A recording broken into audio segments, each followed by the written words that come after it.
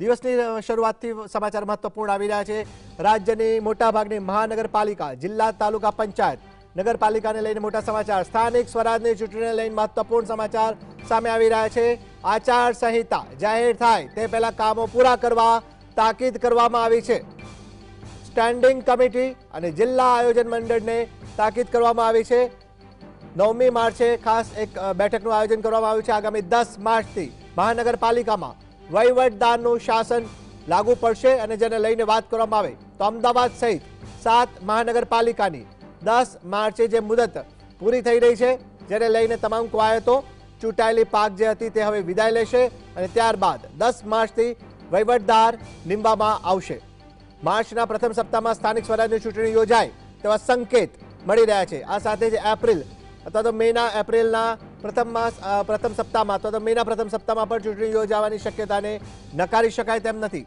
રાજ્યની મોટાભાગની મહાનગરપાલિકા, જિલ્લા, તાલુકા પંચાયત અને નગરપાલિકાઓની મુદત ફેબ્રુઆરી અને માર્ચમાં પૂર્ણ થઈ રહી છે, ત્યારે 3 માસના જે વહીવટદાર રાજના સંકેતો વચ્ચે રાજ્ય ચૂંટણી પંચ આયોગ દ્વારા સ્થાનિક સ્વરાજની ચૂંટણી માટે કવાયત હાથ ધરવામાં આવી હોવાના સંકેત મળી રહ્યા છે, જેને લઈને વાત કરવામાં આવે તો આગામી 10 માર્ચથી મહાનગરપાલિકામાં વહીવટદારનું શાસન થશે અને જેને લઈને આચારસંહિતા જાહેર થાય તે પહેલા જ કામો પૂરા કરવા માટે તાકીદ કરવામાં આવી છે। સ્ટેન્ડિંગ કમિટી અને જિલ્લા આયોજન મંડળને આ તાકીદ કરાઈ છે।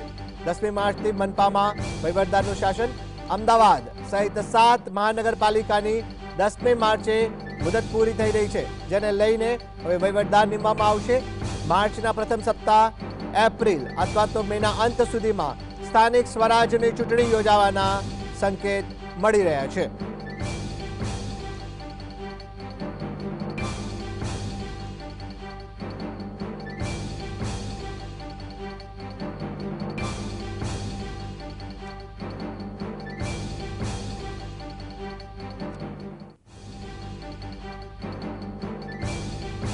વધુ જાણકારી માટે ફોનલાઈન પર જોડાયા છે સંવાદદાતા ઝલક।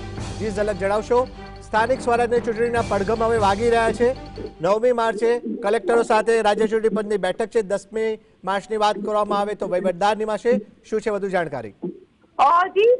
રીતે 7 મહાનગરપાલિકાની જે ટર્મ છે, જે શાસકોની જે ટર્મ છે તે પૂર્ણ થઈ રહી છે, એટલે કે 9મી માર્ચના દિવસે તેઓનો ટર્મનો આખરી દિવસ હશે। ત્યારબાદ જે 9 માર્ચની છે તે જે મહાનગરપાલિકાઓ છે ત્યાં વહીવટદારનું શાસન આવશે। જે રીતે ચૂંટણી છે તે ચૂંટણી આવી રહી છે, ત્યારે જે ચૂંટણી છે તે સંભવિત જે માર્ચ મહિનાના એન્ડિંગમાં અથવા તો એપ્રિલના જે સ્ટાર્ટિંગમાં છે તે યોજાય તેવી શક્યતા સૂત્રો દ્વારા વ્યક્ત કરવામાં આવી છે। ચૂંટણી નજીક છે, જે